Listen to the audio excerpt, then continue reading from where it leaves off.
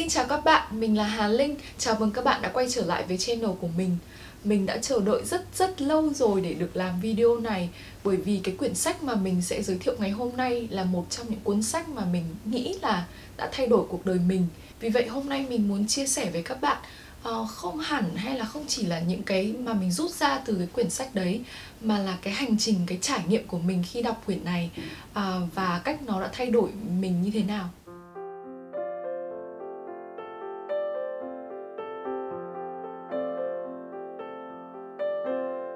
Quyển sách mà mình muốn giới thiệu ngày hôm nay là cuốn An Lạc Từng Bước Chân của thiền sư Thích Nhất Hạnh.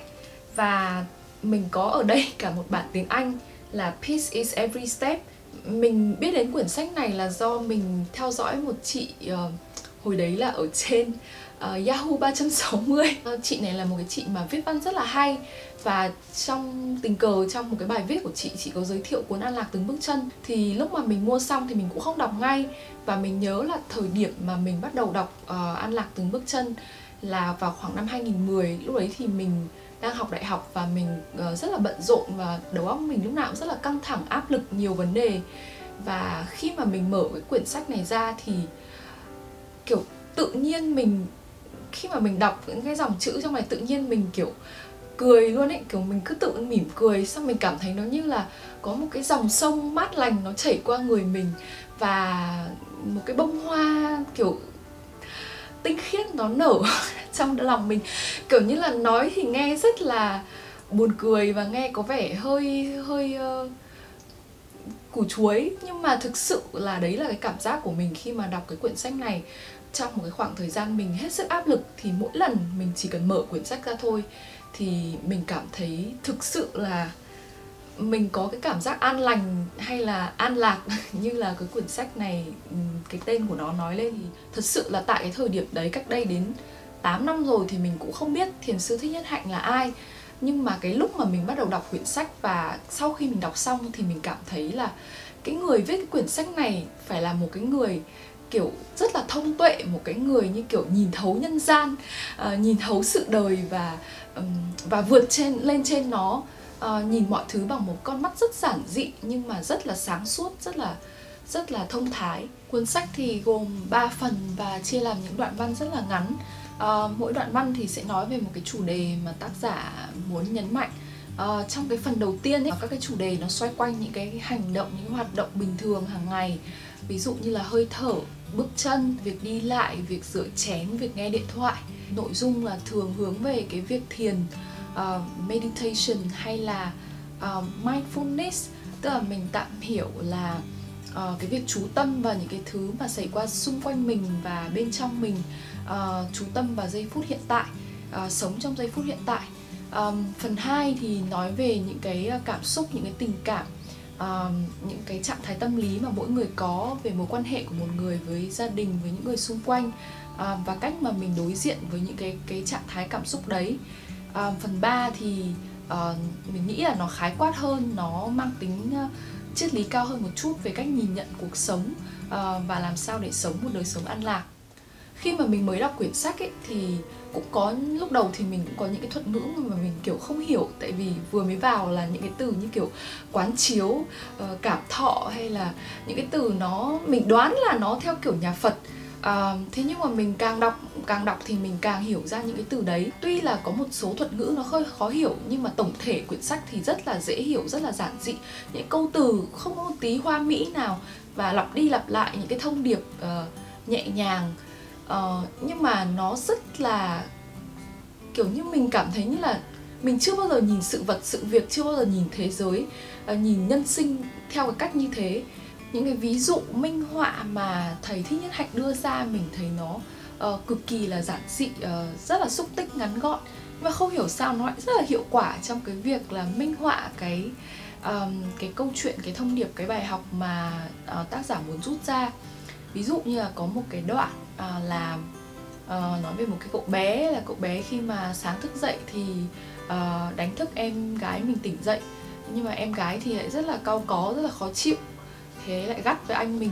Thì cái cậu bé này có thể nổi giận, nhưng mà cậu lại nhớ ra là tối hôm qua thì em bị ốm sốt, nên là có thể là em không ngủ được, em mệt, cho nên là bây giờ thì em mới khó chịu với mình như thế.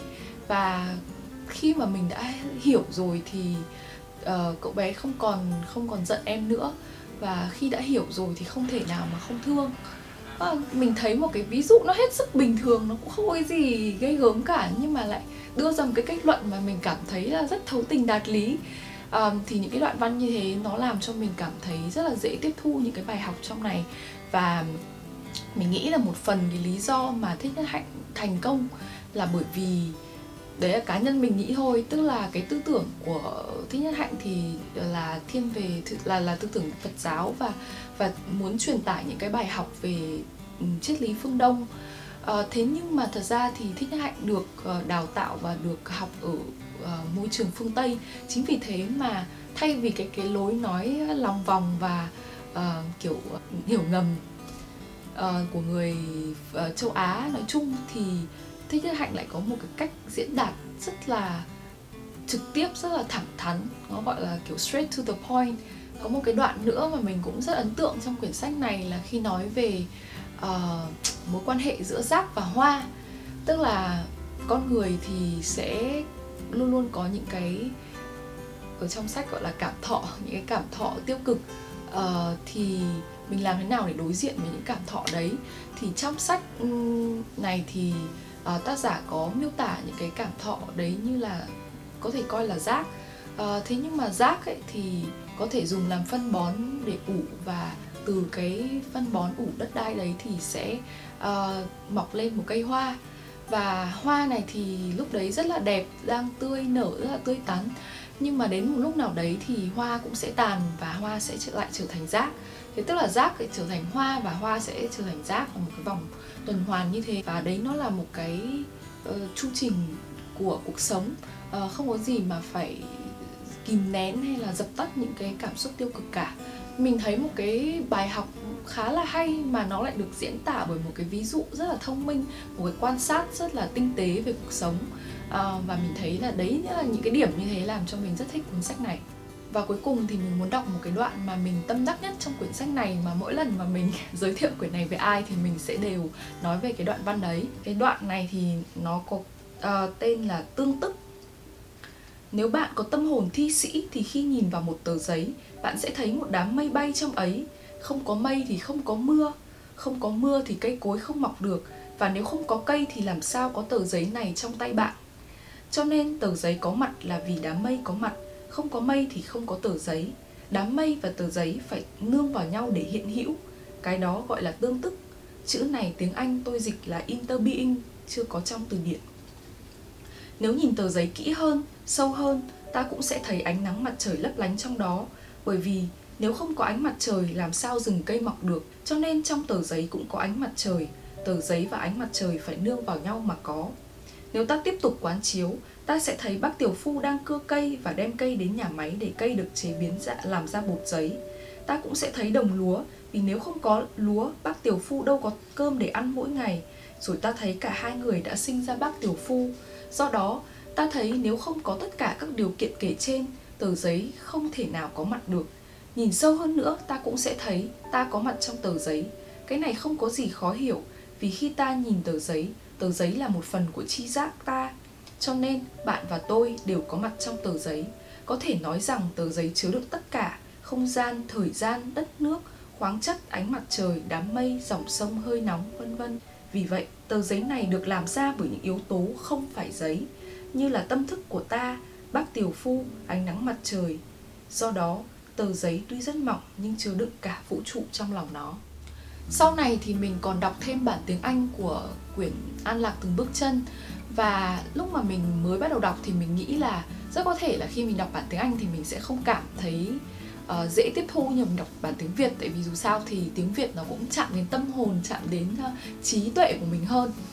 Thế nhưng mà kỳ lạ là khi mình đọc bản tiếng Anh thì tất cả những cảm xúc, tất cả những cái suy nghĩ nó đều như bản tiếng Việt. Mình mở quyển sách ra là mình cảm thấy mỉm cười, mình cảm thấy nhẹ nhàng, thư thái luôn. Và mình rất là thích cái điều đấy, bởi vì mình nghĩ là một cái ý tưởng hay, một cái ý tưởng sâu sắc, giản dị, trong sáng thì không kể là ngôn ngữ nào sẽ luôn luôn biểu đạt được một cách dễ hiểu nhất, một cách đi vào lòng người nhất.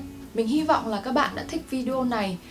Đây là một trong những cuốn sách mà mình nghĩ là mình sẽ luôn luôn đọc lại, bởi vì nó là một cuốn như kiểu kim chỉ nam cho mình trong cuộc sống. Và mình nghĩ là cái cách nhìn cuộc sống của mình nó cũng thay đổi phần nào khi mà mình đọc những cái cuốn sách này. Cảm ơn các bạn đã xem video này. Nếu các bạn muốn nghe thêm các review về các cuốn sách khác thì hãy subscribe cho channel của mình. Mình sẽ hẹn gặp lại các bạn vào một video khác.